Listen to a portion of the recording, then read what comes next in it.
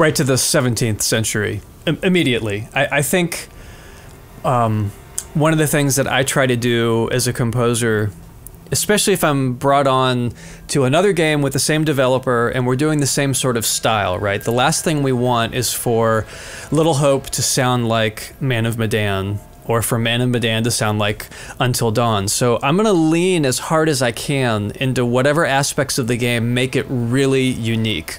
What are the real special parts of this game? And of course, the time period, having something in a past very long ago time was my immediate draw. And I thought, well, what kind of music would they be recording back then? Not much. I mean, like piano, and they'd be singing.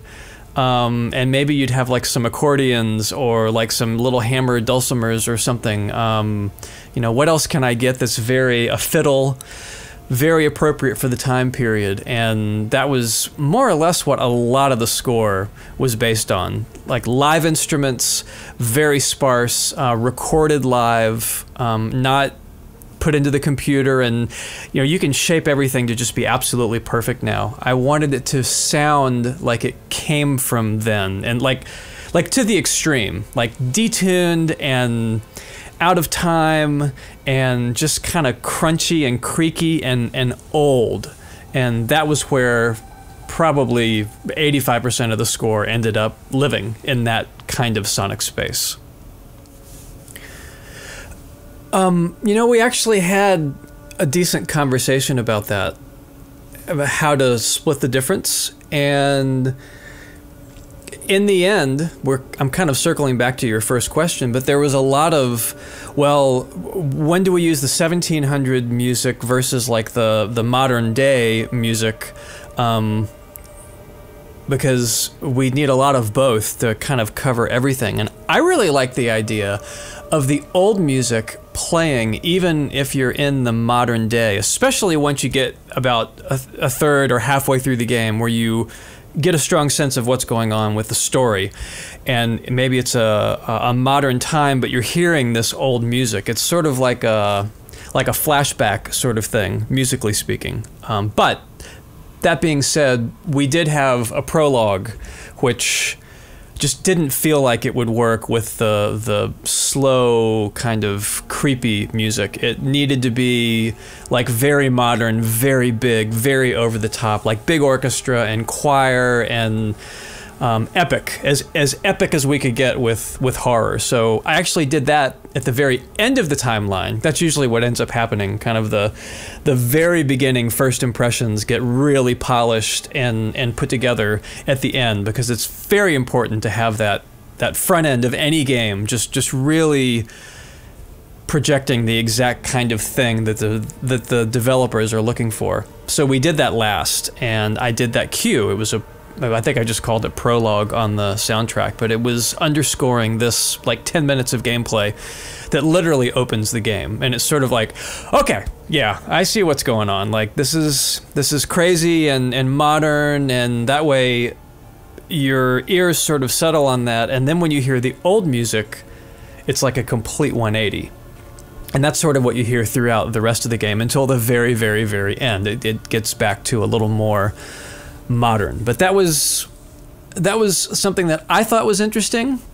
I didn't necessarily push the developers to do it, but they ended up more or less doing that. I think the prologue comes back in some places in the game, even in the old time period, when you're being chased or you're being hunted, because it has a really good drive, and there's a good story reason that all these things musically connect the way they do. I can't give away too much because I don't want to spoil it all, but it is really smart and well thought out, and nothing that I would have been able to suggest. That's just the developers, you know, knowing their project and being really good at implementing the music in an effective way. Well, Christopher Young is if I'm doing anything with horror, I always go back and think of Chris, because he's, and still is, I'm sure, a very, very giving composer. And I was the guy in a class of, what, 15 students, I guess, that was there 15 minutes early for every class, and I stayed 15 to 20 minutes late. I was the one asking so many questions. The professor's like, Jason, I've got to go to lunch, you know, let's continue this later. And it was the same thing with all the guest speakers or the teachers, like Chris and Elmer Bernstein and Jerry Goldsmith. And he... I don't know if it was my last name. Maybe I was just really enthusiastic and more so than some of the other students, but he really took me under his wing and gave me a bunch of his soundtracks that he wrote and the scores to them. And he also gave me Alien, the conductor score to Alien, which Jerry Goldsmith wrote. And he said something like, here you go, Jason, this is all you need to know about horror music. And it was the conductor's score to like all 12 or so tracks of Alien, which just, that was pretty much my reaction. I didn't even know you could, you know, have physical scores of things like that from movies from so long ago, and it's a much more regular thing now because people have them as PDFs and they share them and stuff. But this was in like 1995, so it was a really big deal. And my background was in sort of 20th century composition, so I think with Chris's class, our assignment was a scene from Hellraiser, I think, and he just really liked what I did. I did some 12-tone crazy serial thing, and he liked it because it was interesting, I think, maybe different from some of the other guys. He's just a cool dude. Oh my gosh, so many things. Well, I'm still writing for Warframe, which is a really fun, ongoingly developed game by Digital Extremes. I'm one of the composers working for them, and it's not horror at all, which is great because it's like fighting robots, you know, action, fun sci-fi kind of stuff. And of course, House of Ashes is coming out, I think around October, right? That's our next version. I think they just keep getting better, honestly. That's just right in time for October, for Halloween. And I've got another scary thing coming out that I don't think I'm allowed to talk about yet until it releases. I gotta tell you, Norman, it's tricky with games because you can't really talk about it until it's out. Right? It's like, they did formally announce the sequel to this game I did called Moss, which is as far away from horror as you could possibly get. It's very pastoral and beautiful with live woodwinds and solo strings and like guitars and harp and celeste.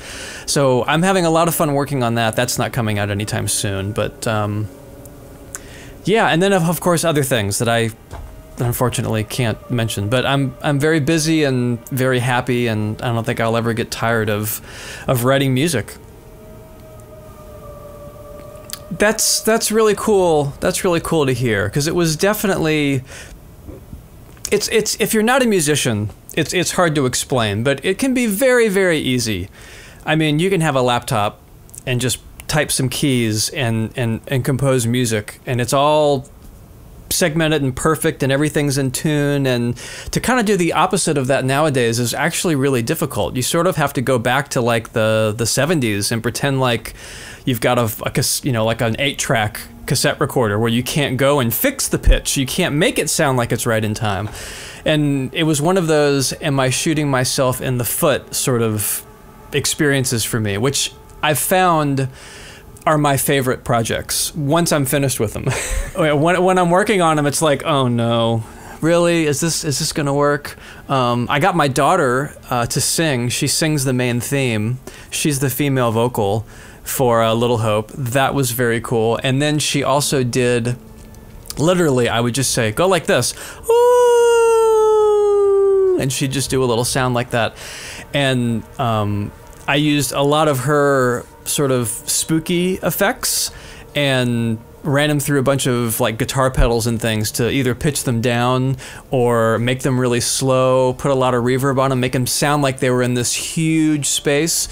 And that's actually a lot of the ambient stuff that you hear. It might sound like just some kind of pitchy strings or something, but it's actually a lot is her vocal, and that's based around the creepy little girl that you have behind you with your backdrop. That little girl, that was her basically.